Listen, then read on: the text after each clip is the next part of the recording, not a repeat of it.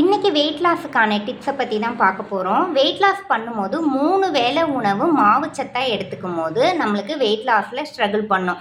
ஒரு வேளை உணவை மாவுச்சத்தாக எடுத்துகிட்டு காலையில் இரவு பார்த்தீங்க அப்படின்னா வெஜ்ஜு சேலட், ஃப்ரூட் சேலட்டை அந்த மாதிரி நீங்கள் அதிகம் எடுத்துக்கலாம்.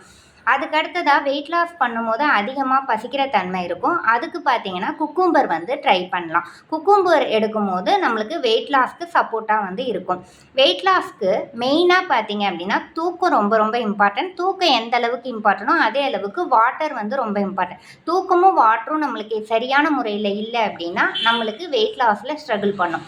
வெயிட் லாஸ் பண்ணுறச்ச டெய்லி பேசிஸில் வெயிட் செக் பண்ணுறதை தவிர்த்துக்கலாம். குறைஞ்சது 5 டேஸ்க்கு ஒரு முறை, 7 டேஸ்க்கு ஒரு முறை வெயிட் செக் பண்ணலாம். வெயிட்டு டெய்லி செக் பண்ணும்போது நம்ம வெயிட்டு குறையிலங்கும் போது ஸ்ட்ரெஸ் ஹார்மோன்ஸ் அதிகமாகும் போது வெயிட் நம்மளுக்கு இன்னும் இன்க்ரீஸாக தான் காட்டும்.